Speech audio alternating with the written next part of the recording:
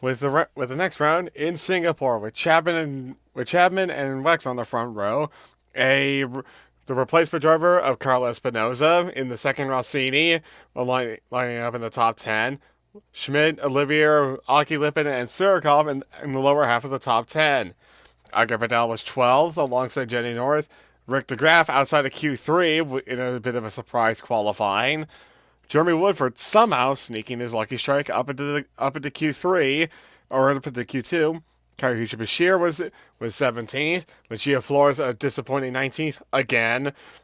With Aurel Mazario 22nd, having had to sub in yet again. The race, of course, took place under the lights as normal in Singapore, with a brilliant start for the couple of cars up at the front. But Nina Holtz was in a bit of trouble, along with several others who either ran over front wing debris, or also locked up their front tires heavily. One of the biggest losers was Alejandro Moreno, the Venezuelan driver, having hit Mesowar's Catorzi in the midfield, and not lasting much longer. His front wing and flat tire put him in the wall in sector 2, and putting a virtual safety car out to end the first lap of the race under a virtual safety car. On the other hand, it was a brilliant start for Edgar Vidal, who was already up into 10th, who then tried to make up more ground as the virtual safety car ended near the end of lap 2. Unfortunately, the circuit is quite hard to pass on, which makes overtaking difficult. Not for Vidal, though, as he used the hairpin at the end of the lap to neatly sneak by Jenny North up into 9th. Aki Lippinen was the first serious competitor to actually pit for new tires, putting on the soft compound tires as everybody was being told over their radios and by others that there was a decent bit of rain coming in the distance. The high humidity not helping things at all. Nina Holtz was the next serious contender to pit alongside Nikolai Surikov, both of them putting on a new set of tires, with Surikov choosing the medium tires, the hardest compound for the weekend, looking to try and go long either to the end of the race or until the rain arrived near the end, which was scheduled for the end of the 71 lap race. Dieter Wexler was putting on a show, though. His tires and the Rossini car being better on them were pretty much fine versus Chapman's tires, which were beginning to die off quite quickly. In the first sector, he managed to get a better traction, get the line, and eventually muscle his way by Harry Chapman for the lead of the race. A brilliant maneuver indeed from Wexler, which caused Chapman to pit at the end of lap 17 for new tires. Carla Espinosa was doing fine on her debut in the series, having qualified a decent fifth. She was still running there when she came into the pits at the end of lap 20. A lap later, Dieter Wexler came in for his new set of tires, looking to try and keep the advantage despite giving rival Chapman the undercut. He didn't. Chapman came out quite a distance ahead, thanks to said undercut, and also having some clear track as well. The race then settled down in a rhythm as everybody settled into a rhythm, until Siri Lundqvist on lap 33 provided some entertainment by having a flat tire due to going too long on her tires. A disappointment for Lundqvist, as she was doing all right up until that point and was looking to try to make the race on only one stop. It didn't end up working. Lap 39, and some of the leaders were in for a second round of dry tires. Wexler taking the gamble to put on another set of tires and try and see if he can make more progress, especially as he saw Chapman, his title rival, do the same thing a few laps earlier. Rick DeGraff and Espinosa also did the same thing, putting on a new set of tires. Sharp wouldn't be too far behind, as she would also make the same gamble on lap 44, putting on new tires as the rain grew ever closer.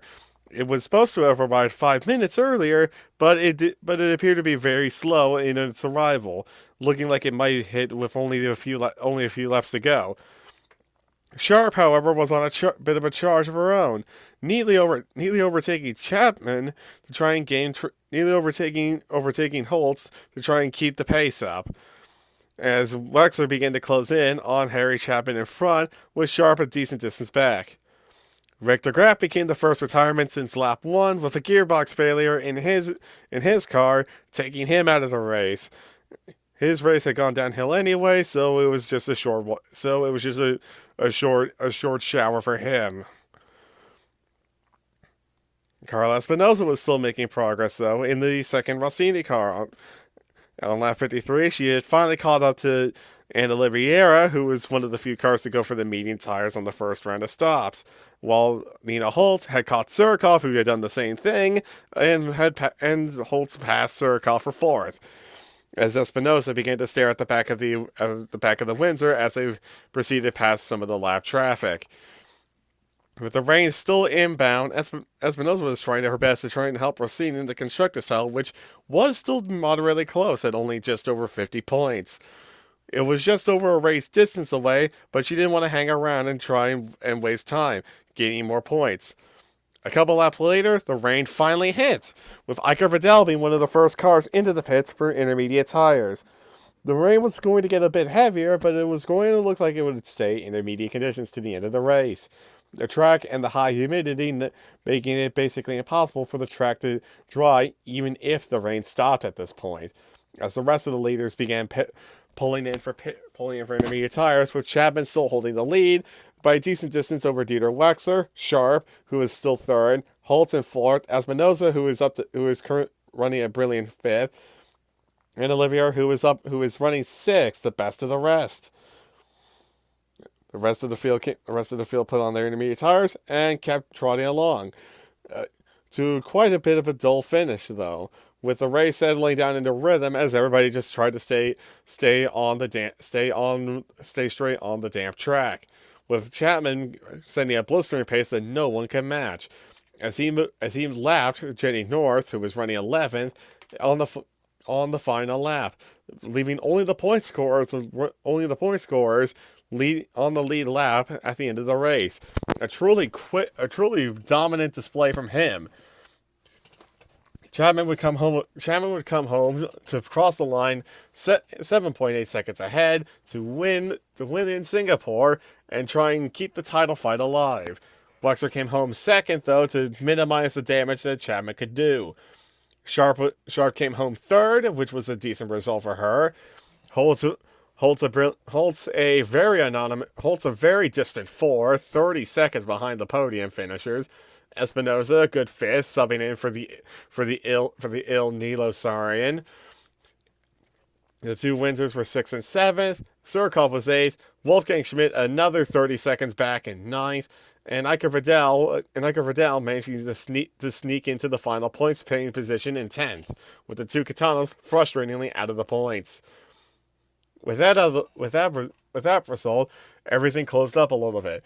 Chapman was now 50 points behind Wexler going into the final 3 rounds, with only the top 4 still in contention. Chapman couldn't lose the title. Couldn't lose the title in Australia, but he could definitely make it hard. But he could definitely make it more difficult. As for the constructors, 41 points separated the top 2. The starting grid for Australia was a bit of an interesting mess, with a wet dry qualifying putting Sharp on pole with Lippin in second. Surikov was an excellent 4th. Richter Graf was 5th. The two Steinmans were only on row 4, Chapman ahead of Holtz. Javier Vasquez managed to sneak into the top 10 in his Catano, alongside Marie Gonzalez, who was 9th. Vidal and Hammer were on row 6. Sarian 13th after returning. Schmidt a disappointing 15th. The Thorns had row 9 all to themselves. Siri Lundqvist was 19th, alongside Jeremy Woodford. Lucia Flores still not getting the hang of the Rosardo in 22nd, and Coro and Esteban Rivera were on the back row. The Australian crowd was very excited as the lights went out to start the race, but Sharp got a bad start, which didn't help matters into turn one, as Lippinen drove around the outside to take the lead off of the home hero, who tried to fight it back over the first bridge section, to no avail.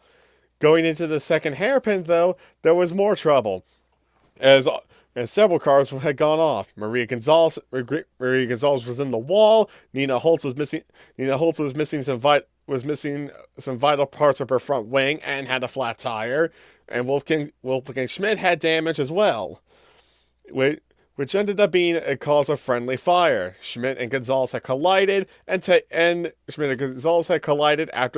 Gonzalez had run over Holtz as well in the process of that. On the restart, however, Lippinen was still leading, as everybody filed in behind the white and red Windsor car. It was the Titan 2C circuit could be a bit hard to pass on, but Sharp was looking to try and rectify that situation and take the lead back of her home Grand Prix. Harry Chapman was also making up places, sneaking inside of Rick DeGraff to steal a place off of him. Lippinen's car, however, showed that it wasn't up to the task of leading. The qualifying showing that he overqualified for the race in general, as he dropped down the order, even losing out to Surikov, who was further behind him. He continued to drop back, dropping down to fifth, and began falling under pressure of Iker Vidal, who was in sixth on much better tires. Samuel Blanc was running in the points as the pit stops began, but he spun and dropped down to 20th. As Chapman and Lippinen also came in for pit stops, Sharp stayed out an extra lap to lead her home race, as Holtz and Wexler came into the pits on the same lap. They both left together in the same position they were, and the same distance apart, as a matter of fact. Chapman, as the first round stops began to finish up for the super soft runners, Chapman was still on the charge, neatly overtaking Sarian and using the slower car of Hamron as a pick to get ahead.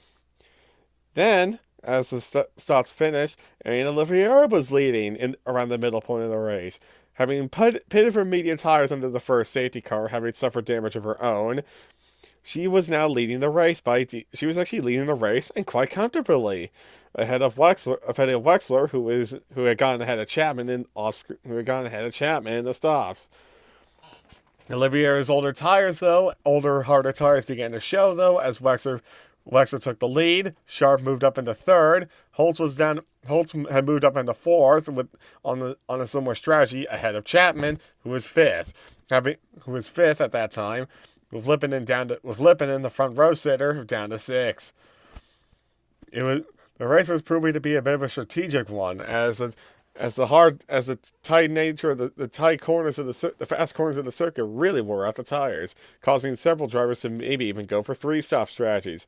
Chapman eventually bullied his way by his teammate on lap 34, and then proceeded to pass the home hero for second on the same straight, as Wexler came into the pits at that time for a new set of tires, promoting Oliveira temporarily back into the lead, as Wexler came out seventh behind Wolfgang Schmidt's damaged car.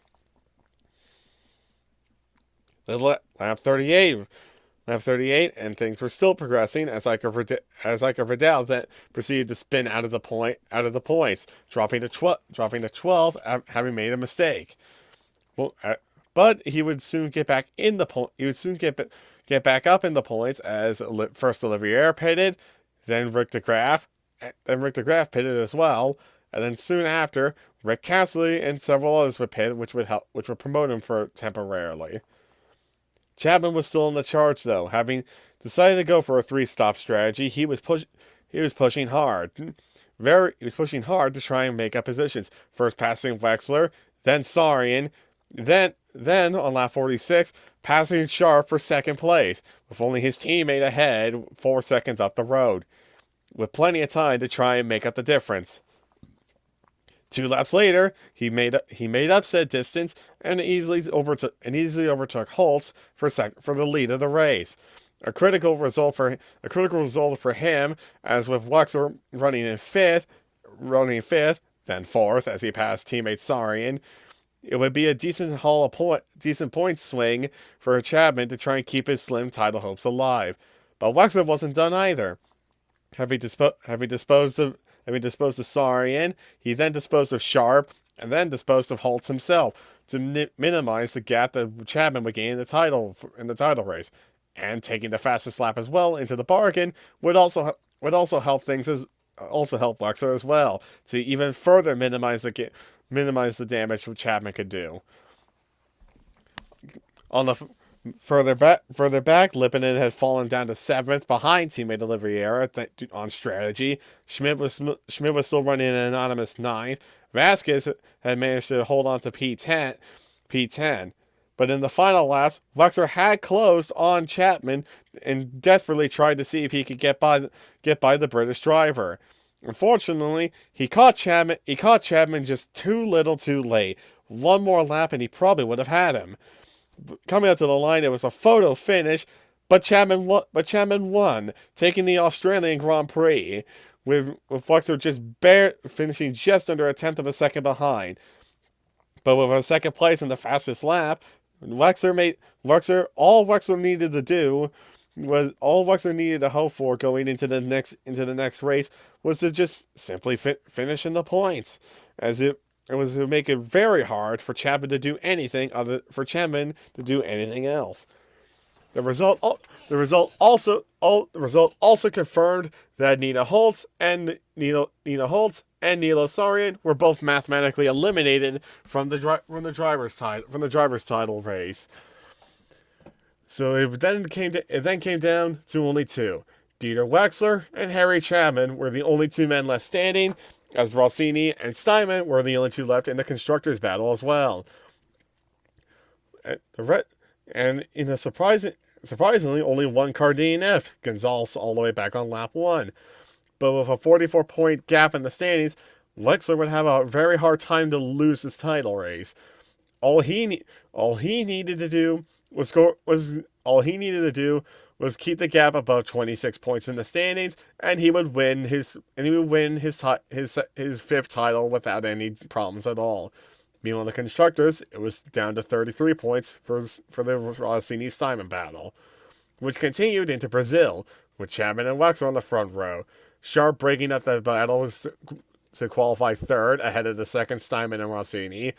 Lipinen was 6th yet again. Sanjay Modi, the reserve driver for Windsor, was in the top 10, having replaced Oliveira due to her having some nagging neck pains that were holding her back.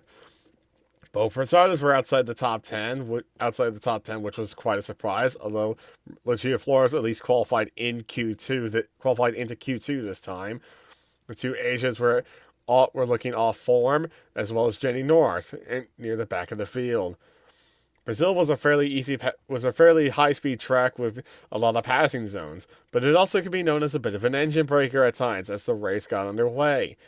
To a roar from the crowd as the front 2 went through the first 2 turns side by side in a brilliant display. But as the field made their way through, Samuel Blanc had made a mistake further back. Victor Graff was going slowly with damaged suspension, having been in a first lap collision again. Samuel Blanc was recovering from his spin, and Wolfgang Schmidt had also dropped off the back of the field, having suffered a puncture and front wing damage of his own.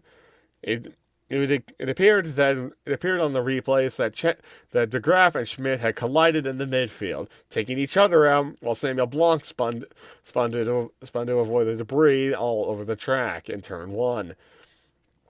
Speaking of which, the leaders had barely gotten to turn 1 on lap 2 when Rick De Graaf buried his Rosardo Corsa in the barriers at the final real corner, putting the safety car out. In a surprising move, most of the field pitted for new tires, except Iker Vidal, who led the race on the restart. But for how long could he hold on his being the only man on older tires? The answer became fairly clear. The answer became fairly clear. Not very long. Barely up into turn 4, and began to plummet down the order. His older tires telling as the Lucky Strike team tried a different strategy. Further back, Sanjay Modi was making progress through the field, trying to stay in the points on his debut. Things were going well. Things were going well until he spun on lap 13, dropping him out of the points and down to 13th, promoting North up into the points and Moreno up into the dizzying heights of 11th. Further, one lap later, things got worse for Jeremy Woodford, having crashed out yet again in their other Lucky Strike car, providing some glum looks on the team's faces. Iker Vidal, in the meantime, had dropped down to 9th during that sequence. A couple laps later, though, Wexler once again showed his car's superior tire management properties as he simply drove by Chapman up into the lead, and had also driven by Sharp as well. Holtz was lagging back in a distant 5th behind Aki Lippinen, as Sharp also muscled her way by Chapman as well into the bargain. Further back, Moreno was up into the dizzying heights of 10th, as several other drivers had pit. Some drivers, including Schmidt, had started to pit for a second round of dry tire stops, Chapman being one of them at the end of lap 17, also coming in for new tires, as there were reports of rain not too far away, the new set of tires appearing to be a gamble to try and call when the rain would hit and see if it would pay off. A couple laps later, several other drivers began making the gamble. Wexler pitting on lap 19 for new ultra softs before Holtz ahead managed to bully her way by Sharp into the lead for the time being on the super soft tire. Wolfgang Schmidt's eventful day came to an end with a BMW engine failure on lap 21, as Chapman set the fastest lap on the same lap, charging back up the order on his new tires, as he tried to track down his teammate. Further back, as things began to play out, Siri Lundqvist came to the commentators' notice, as she was running on the soft tire. One of the people running on the hardest compound, the soft tire for this weekend, and trying to see if she can make it to the rain without having to stop again and have decent tire life left. She was putting up a hell of a fight, as she had tried to hold off Neela Sarian but failed, and now she was trying to hold off other cars. Strategy was working, as she held on to a points-paying position as the rain began to hit on lap 27.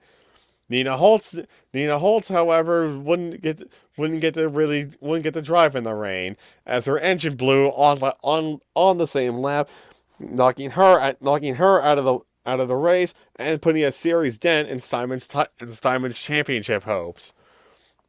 With Holtz out, it would remove one obstacle for Dieter Wexler to secure the title, and also Rossini to get the constructors. At the end of lap 27, pretty much the entire field came into the pits for intermediate tires.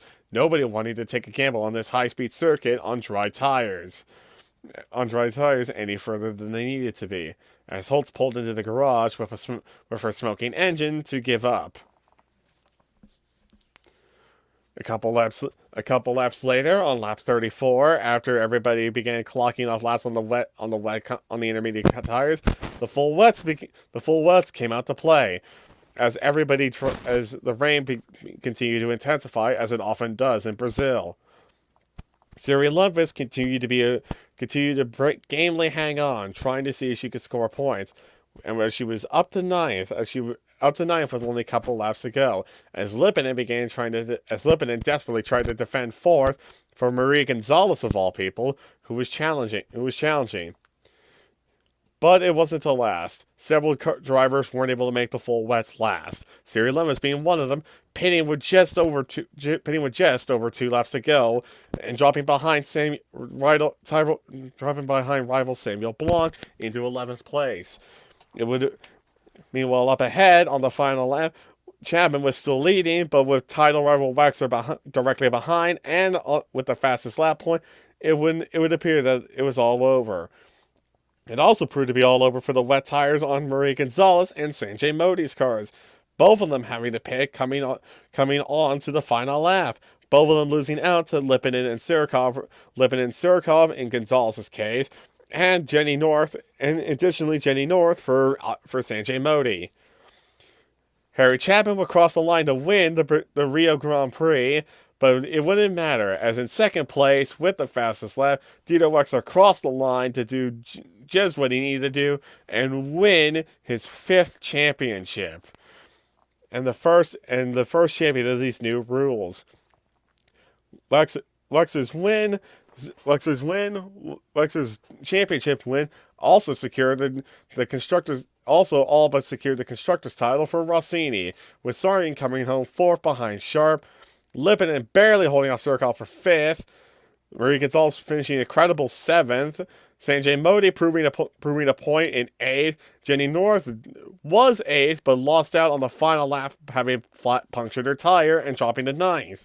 Samuel Blanc managing to steal a point in 10th, promoting Thornton clearly ahead of the Asia Road Racing squad into 10th place in the standings.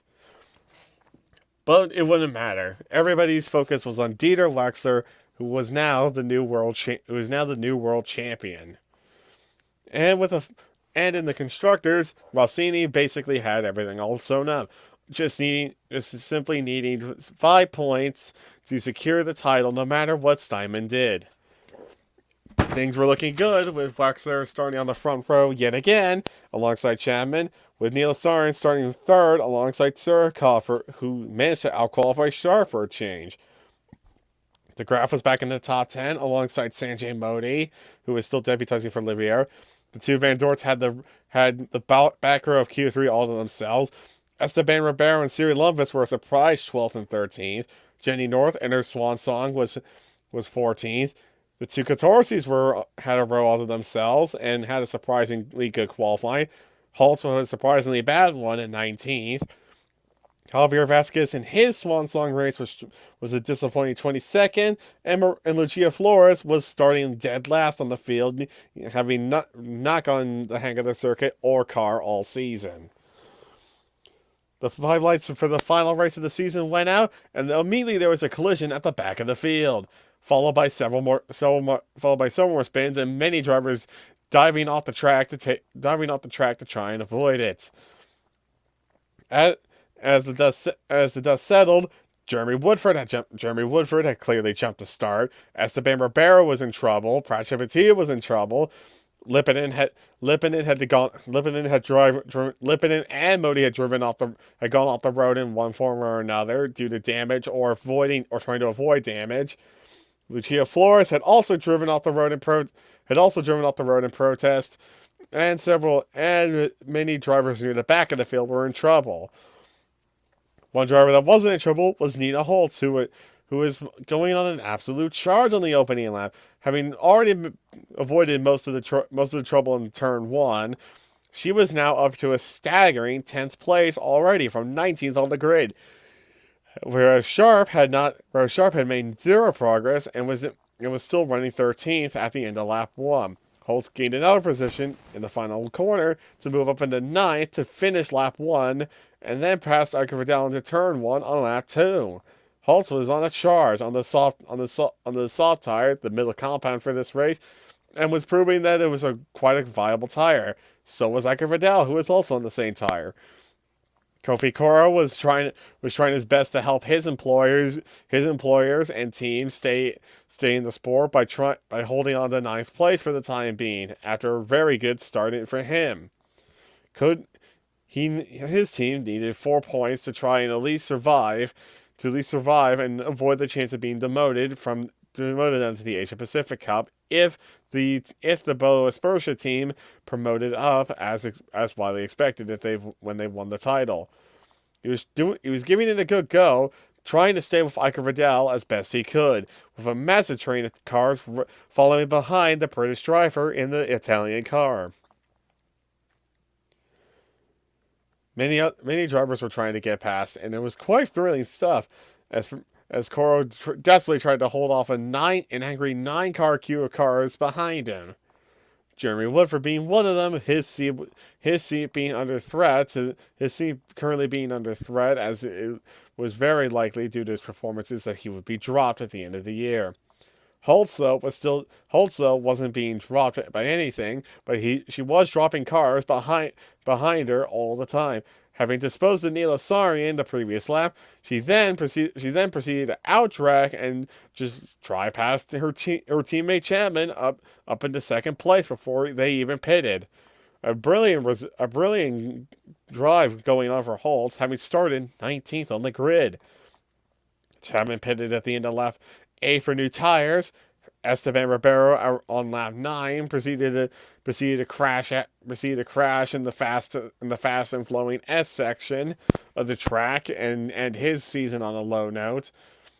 Shark came in at the end of lap 11 for new tires, promoting Nina Holtz to the lead, and Iker Vidal up to the dizzying heights of second, and Cyril Lundqvist up to the dizzying heights of third for the time being. It wouldn't last, of course, as they hadn't stopped yet, but it was a nice experience nonetheless. Dieter Wexler began charging through the field. As he began charging through the field now, knowing that Holtz may stop one less time than him, he was desperate to try and get the hammer down and see if he could make his three-stop strategy work still versus the two-stop that Holtz appeared to be doing. Further back, Kofi Koro's dream of a potential point went out with a whimper, with a rear wing failure, knocking him out of the race and leaving Catorce's hopes all placed on the back of Pratchett Vatia, who had a time penalty for causing a collision and was currently running in 20 seconds, which didn't look good for him. Samuel Blanc blew his Lamborghini engine in the process of trying to run in the points for an extended amount of time. Dieter Wexler came in for a second stop on lap 25 for a new set of tires and began trying to make progress through the field yet again, whereas Holtz, who had stopped for median tires several laps earlier, was simply just cruising in the lead, nearly a full pit stop ahead of Nilo Sarian, who was second at the time, who was also running a two-stop as well. Javier Vasquez was also making his presence known. Having qualified poorly as well, he was trying to see if he could cap off his season with another point. That job got a lot easier when the Cosworth engine in Iker Vidal's car blew up, having ingested all of its pistons and oil at the same time. It was a disappointing end for Iker Vidal's season, as he had done fairly well for the new team, and he would be the last retirement of the race and the season, as everybody just proceeded to clock off the remaining laps and just drive it to the finish, with Holtz not even stopping again, managing to simply just dominate the race. Her strategy proving superior. Her strategy of consistent speed and the fewer pit stops playing into her hands, as she would win the Dubai Grand Prix by a quite decent 11 seconds over Dieter Wexler. Her teammate Chapman would finish third, which would deny Sharp finishing third, which would deny Sharp and Neil Asarian from finishing third in the driver's standings. Sharp would finish the season off fourth ahead of teammate Surkov, who was a distant fifth. Sarian a disappointing sixth. Sanjay Modi proving that he had some talent for the future, managing to outduel teammate Aki Lipinen and finish seventh to score some more points. Maria Gonzalez capping off her season with some more points in ninth. Javier Vasquez sending himself off with a final point in 10th. Lundqvist a frustrating 11th, with Jenny North, who was also retiring, finishing 18th ahead of Jeremy Woodford and Pratchett Mattia, who both had penalties and were fairly slow most of the race. With all those results out of the way, it was a very good race for Holtz, having made a brilliant comeback from 19th on the grid to win the race, showing that next year could definitely be her year if she had the car underneath her. Meanwhile, the full driver standings, as shown on screen, showed showed that a staggering 21 drivers scored points throughout the season, with only 7 failing to score. In the constructors, it was even more dominant as everybody except Cortosi Corsa scored. With the season now over, let's take a look at the teams and see how they did throughout the season. Scuderia Rossini, first in the constructors. Dieter Wexler won the championship. Neil Asarian came fourth in the drivers, and Carlos Espinoza did one race and finished 16th in the drivers. A fairly good season for the Rossini team, all told. It looked a little close at the in the beginning of the season, with Steinman looking like they might run away with things, until Wexler and Sarian came good and racked up a series of good results to take the team into the lead. Chapman's injury after his Guilford smash, definitely after his Guilford incident, and also other injuries, have made people question whether Rossini were legitimately the best team all season. Would Steinman have done better if Chapman had stayed healthy the whole season? Nobody will know now, as Rossini have walked away with the title this time around. But regardless, Dieter Wexler gets to wear the number 1 on his car next season. So he'll be happy for that and looking to defend his championship.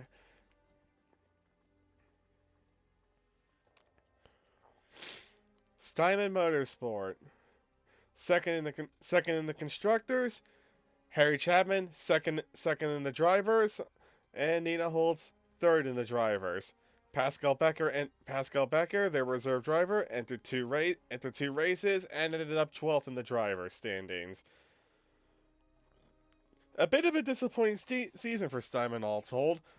Great form at the start of the season for Chapman led to a bit of a mid-season slump for the team, especially after Chapman crashed out at his home race in Guilford from the lead in the wet, which he's normally really good at.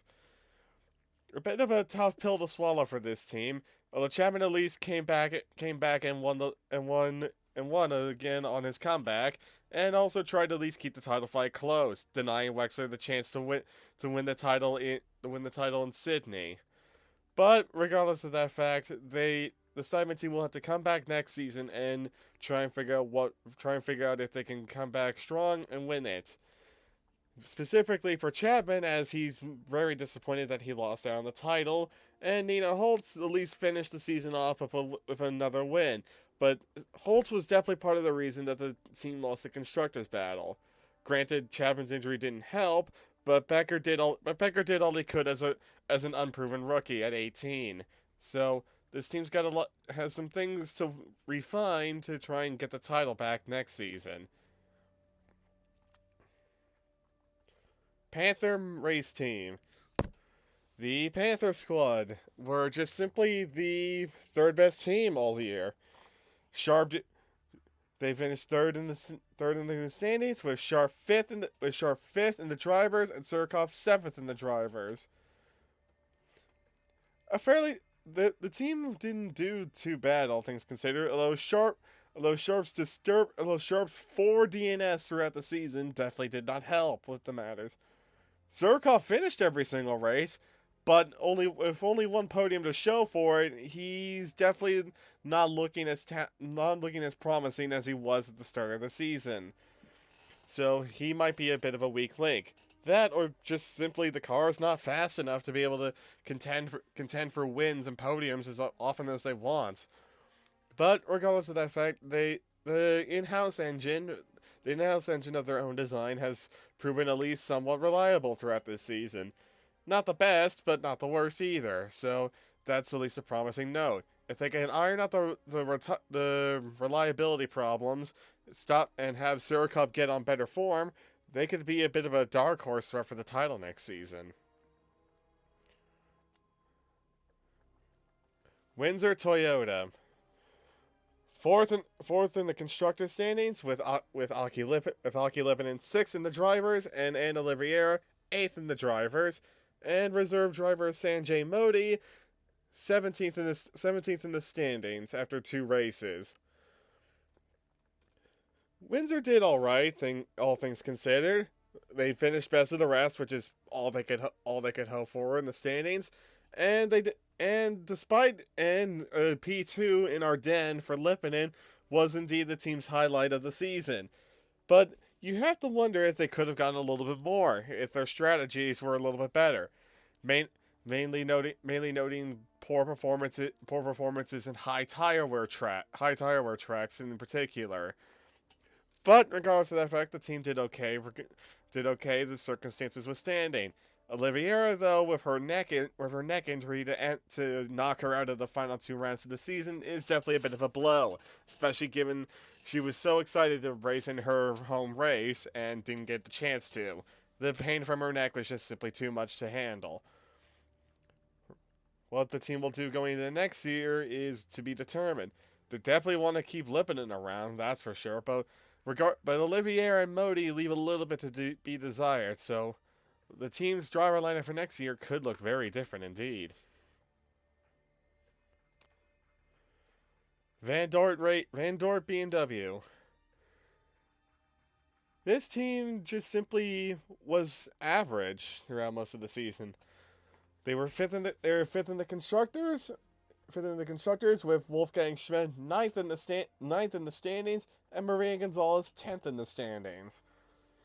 They had quite a few DNFs throughout the season, both drivers, with Schmidt having 3 and Oliveira having 4. So that was a bit of a surprise. That was a bit of a surprise for the team who were hoping to do fairly well this season with that powerful BMW engine. However, despite all that, they never scored higher than 5th place, which in theory isn't bad, but given how some of the other races have gone with some of the frontrunners DNFing, you'd think they would have at least managed to sneak a 4th place in there somewhere, but the car just simply wasn't good enough at those races to be able to take advantage of that. But 5th is as close as a win for them, given the circumstances, and the drivers did okay regardless. Gonzalez had a fairly decent season, all things considered, despite her 4 DNFs. So she and Schmidt are looking to stick around for next season. It'll be interesting to see if this team can make some progress going forward with their new engine. Katana Sport. 6th in the constructor standings. Javier Vasquez ended up 11th in the driver standings, and Jenny North ended up 13th in the standings. All in all, not a great season for the Katana team. Their underpowered in-house engine proved to be a bit of a millstone around their neck. They weren't able to make up as much ground as they could in the races by dint of just being too slow on the straights and losing out at the more high-speed circuits in the middle part of the season. Both drivers announcing their retirement seemed to take the wind out of the team's sails as well. Vasquez and North were very talented drivers, but you could tell by the end of the season they just didn't have it in them anymore to keep going. So off they both go into retirement. Jens Bergman looks likely to stay and be promoted into one of the 2 main seats, but who will fill the 2nd seat and the reserve driver role are to be determined. They have a lot of options available. Although they need to pick wisely to try and have any chance next season. That and also get some more horses out of that engine. Lucky Strike Cosworth. 7th in the constructor standings. Iker Vidal 16th in the standings, 14th in the standings on 16 points, and Jeremy Woodford 28th in the standings with no points. Woodford had a pretty miserable season for the team, all things considered. Being the second car by dint of his British paymasters definitely wasn't helping him. But he just simply made too many mistakes for a driver at this level. For retirements, including three of them being crash related, definitely didn't help his case either. Vidal did have his own issues, having two DNFs, although both were mechanical issues and weren't his fault. So he has that going for him. A good P6 was the best the team got in terms of results, which is useful for them. And they did pick up a few points along the way. To be able to get seventh in the constructors team shows how much the big teams were hogging on most of the points throughout the season. But it also shows that this young team, has a little bit something special in them to be able to make everything work as a new team. That Cosworth engine was fairly reliable throughout most of the season, except the two times it blew up in Vidal's case at Britain, ironically, and also in the finale in Dubai. Other than that, they did fairly well for themselves. Now all they need to do is just try and make more progress in the next season, their sophomore season, which is usually the second hardest one of them all.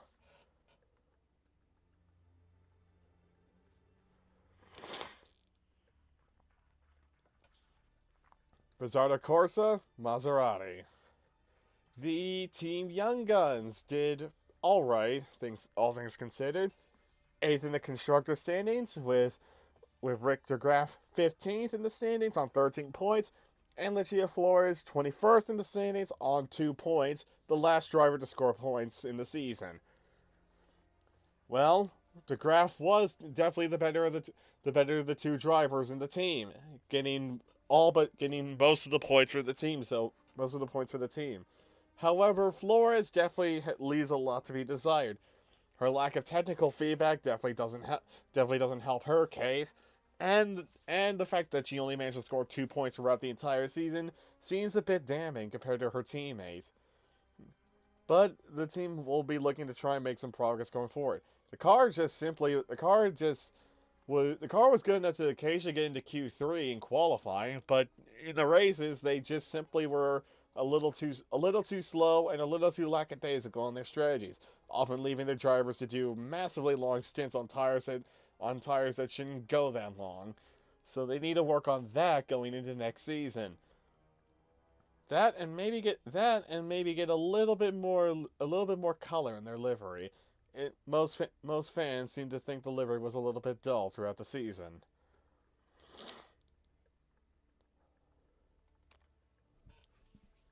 Milan Audi. The Milan squad had a bit of a surprising turnaround this season, by dint of actually scoring some points. Not bad, not bad for them, all things considered. They will absolutely take it. They finished ninth in the constructor standings with Syrian Lumbus 18th on 6 points, and Esteban Ribeiro 23rd in the standings with no points and a best result of 12. Lumbus definitely shined in her sophomore season, getting some points for the team. Ribeiro, on the other hand, not scoring a single point was a bit of a disappointment for them. But they were in contention for quite a few times late in the going to get some more points. They just came up short due to lack of speed. But the fact that they got points in the first place is more than enough to show that this project has some merit to it and looks to be making some progress. Can they make some more progress in the next season? Will to be determined. But they did good nonetheless, and the Audi giant is looking happy to keep going with this.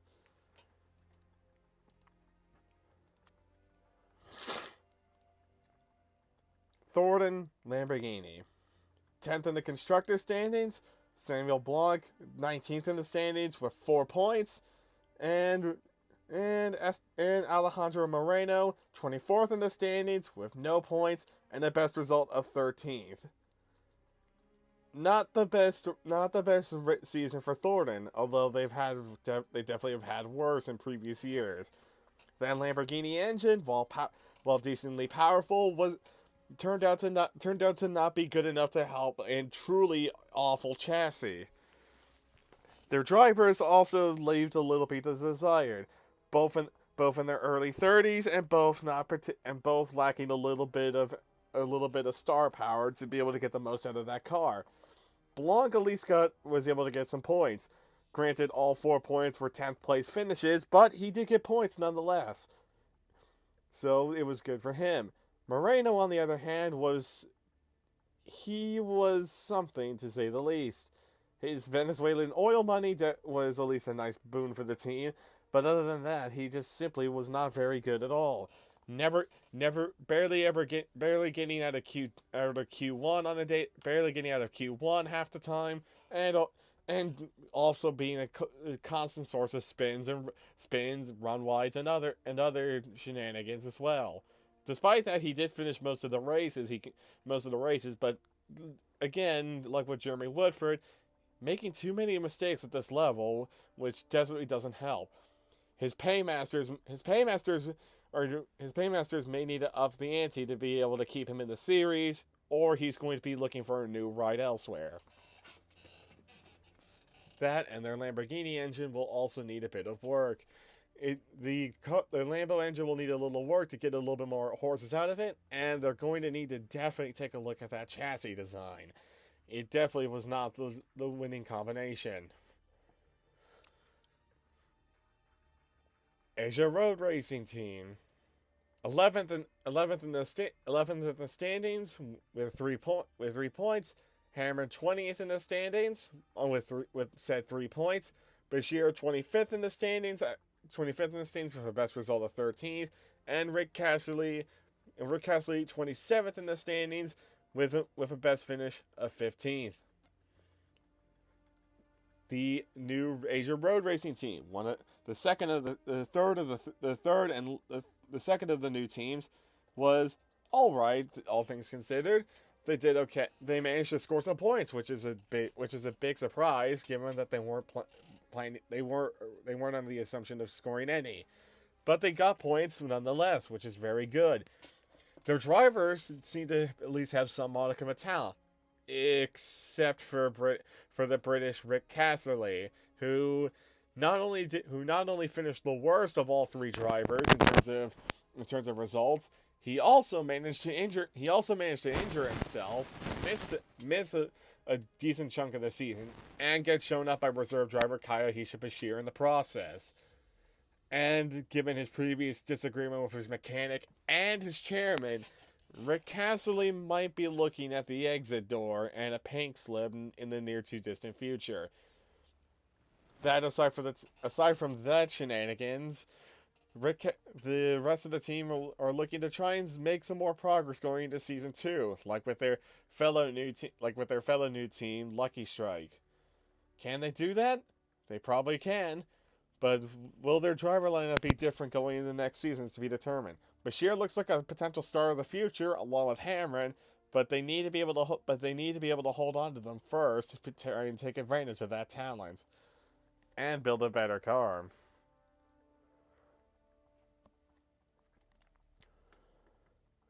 Catorce Corsa, 12th in the standings with no points. Pracha Batia was 22nd the drivers with a best result of 12th. Kofi Koro was 26th in the standings with a best result of 13th.